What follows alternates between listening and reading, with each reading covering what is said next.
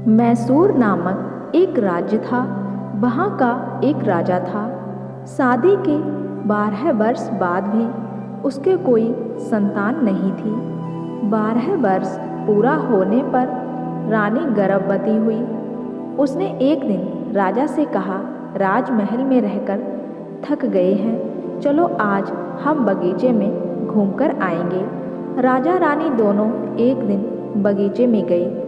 वहाँ पहले दूध वाले के पास गए, वहाँ पर दूध पिया। फिर वे लोग पानी पीने वाले कुएं के पास गए, वहाँ पर पानी से हाथ मुंह धोया। फिर कुएं के चबूतरे पर दोनों बैठ गए। कुएं के बगल में ही एक पेड़ था। पेड़ पर 2 पक्षी बैठे थे। राजा और रानी के बीच बातचीत शुरू हुई।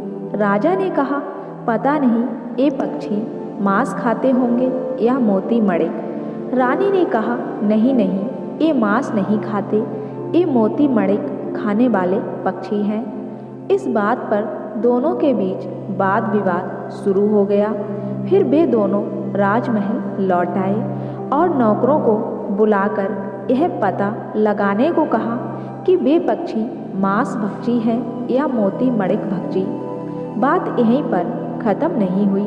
रानी अड़ गई, कहा कि अगर यह पता चला कि पक्षी मांस भक्षी हैं तो मैं महल छोड़कर 10 साल के लिए बाहर चली जाऊंगी, जंगल में रहकर लौटूंगी। और अगर पक्षी मोती मणिक खाने वाले हुए तो आपको 10 साल के लिए जंगल में रहकर आना पड़ेगा। बात तय हुई। नौकरों को सही बात का पता लगाने के लिए भेज दिया गया। नौकर निकले तो मगर नौकरों ने आपस में सलाह मशविरा किया।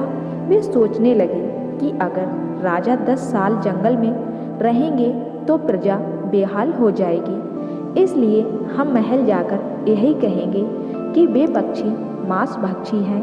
तब रानी 10 साल के लिए जंगल में चली जाएगी, उसे किसी का नुकसान नहीं होगा।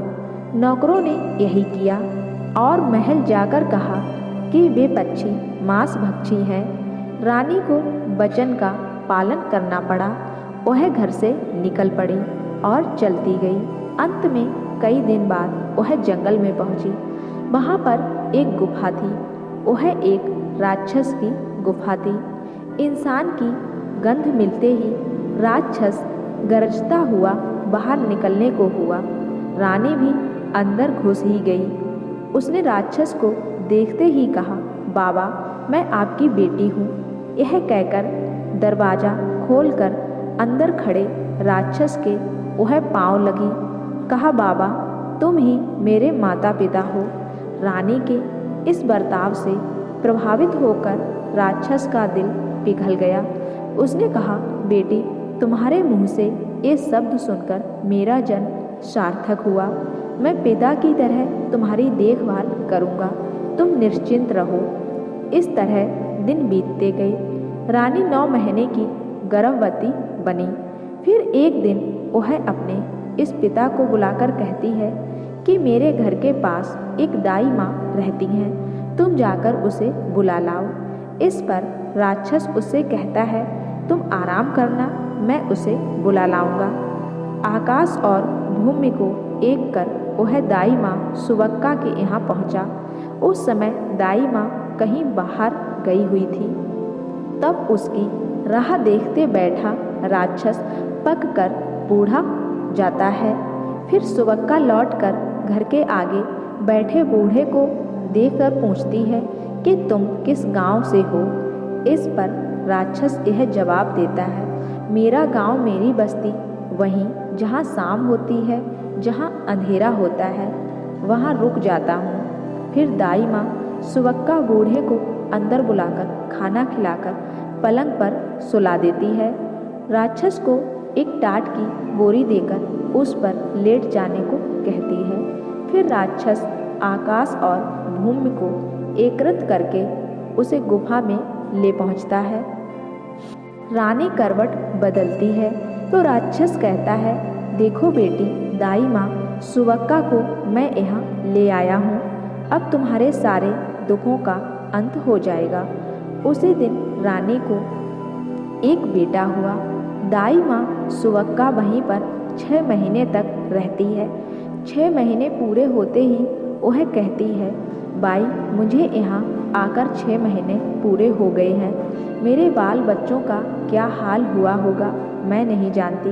अब मुझे अपने घर लौटने दो। यह बात सुनकर रानी कहती है कि मैं अपने बाप से कह दूंगी, उनके कहने पर तुम्हें भेज देते हैं। फिर शाम को राक्षस घर लौटता है। लौटने पर रानी उसे कहती है, बाबा दाई माँ सुवक्का को यहाँ आए 6 महीने हो गए, अब उसे उसके घर भेजना है। खाली हाथ नहीं भेजते, इसलिए उसे एक साड़ी चोली देकर उसका सम्मान करना चाहिए। राक्षस बेटी की बात मानकर साड़ी चोली ले आता है। वह भी उसे देकर सोना सिक्के देकर पलंग पर लेटने को कहता है। फिर उसे ले जाकर पानी गलने के समय उसे घर छोड़ आता है। इस तरह रानी जंगल में बेटे को पालती रहती है। एक दिन वह बेटा खेलने के लिए गेंद और भंगरा मांगता है। उसका नाना लाकर देता है। लड़का खेलते खेलते बाहर आता है। तब उसकी माँ और नाना दोनों उसको बाहर आकर खेलने से मना करते हैं। लड़का इस पर पूछता है कि बाहर आकर खेलने से मना क्यों करते हैं। माँ कहती है, अगर बाहर खेलना ही है तो ठीक है, उस दिशा में मत जाना। माँ के मना करने पे भी यह लड़का तीर कमान लेकर उसी दिशा में जहाँ राजा रहता है वहीं जाता है। इस तरह अब वह 10 साल का हो जाता है। एक दिन बेटा यहीं कहीं जाता है। रानी राक्षस से कहती है कि मुझको पता नहीं क्यों डर लग रहा है, वह मेरी बात नहीं मानता। तुम भी घर में नहीं रहते, इसलिए मुझे अपने राज्य वापस भेज दो। यह बात सुनकर राक्षस को दुख पहुंचता है और कहता है, बेटी मैंने तुम्हें पाला पोसा है, अब यह कैसी बात करती हो।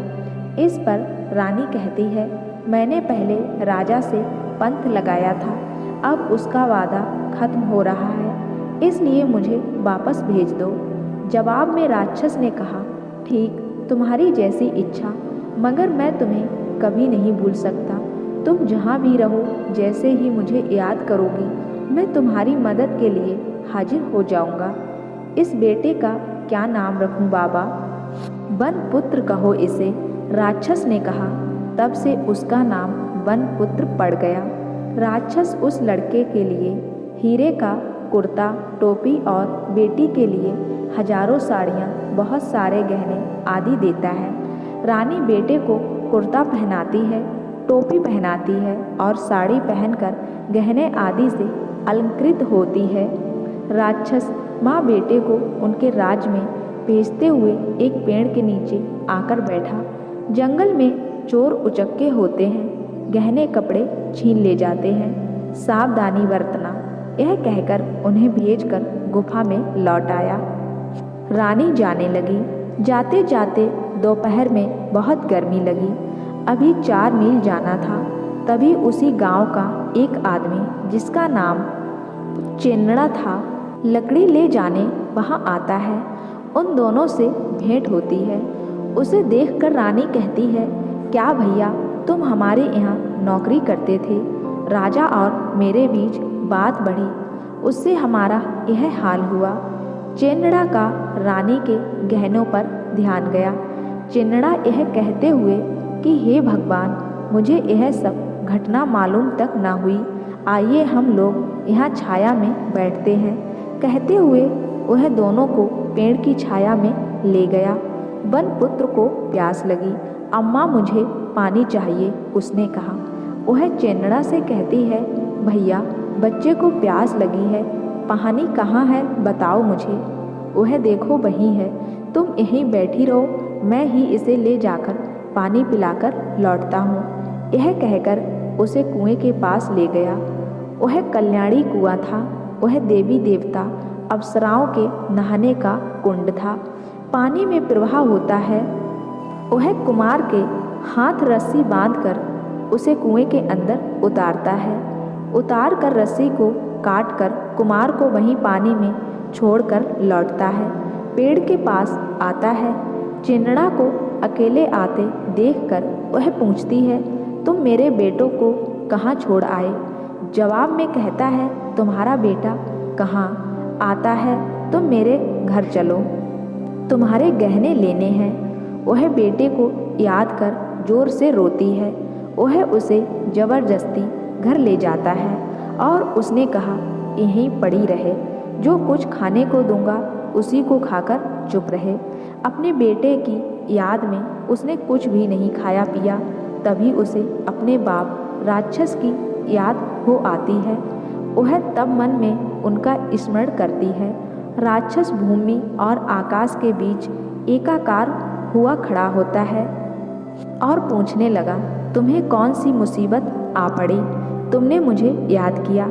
उसने जवाब में चेनड़ा ने किस तरह बेटे को कुआं में ढकेला, गहने कपड़े छीने आदि सारा मामला बताया। तुरंत राक्षस ने चेनड़ा को बुलाकर कहा, चलो वह कुआं दिखाओ। चेनड़ा तुरंत आकर कुआं दिखाता है। तब कुएं में बनपुत्र लाश बनकर पड़ा था। तभी राक्षस बनपुत्र को उठाकर पुनर्जन्म दिलाता है। पुनर्जन्म मिलने के बाद उसे अपनी दोनों भुजाओं पर बिठाकर शहर ला छोड़ता है। दूध का कुआं, पानी का कुआं, इन दोनों के पास पंथ जो बना था, उस स्थान पर वे तीनों लोग आते हैं। राक्षस राजा को पत्र लिखता है, 10 साल पहले तुमसे पंथ कर तुम्हें छोड़कर जो पत्नी गई थी, वह अभी अपने बेटे के साथ दूध का कुआं, पानी का कुआं, इन दोनों के पास आई है, आकर इन्हें ले जाओ। राजा राक्षस द्वारा लिखा पत्र पढ़ता है। उसे पत्नी की याद सता रही थी। अब उसे हाथी और घोड़े के ऊपर बिठाकर जलसे के साथ घर ले आता है। आकर बनपुत्र को देख खुश हो जाता है। लकड़ी वाले चेनड़ा को काटकर उसका तोरण बांधकर उसी के ऊपर बीवी बेटे को ले जाता है और राक्षस यह कहकर कि मेरी भी उम्र हो गई, मेरा सब कुछ आप ले जाइए, और अदृश्य हो जाता है। कुछ दिन बाद राजा रानी को राक्षस की याद आती है। वे लोग उससे मिलने जाते हैं। गुफा का दरवाज़ा खोलकर देखते हैं तो राक्षस वहाँ मृत मिलता है। यह परिवार उसे श्रद्धांजलि देकर लौटता है। बाद में सब आराम से अपना जीवन बिताते हैं।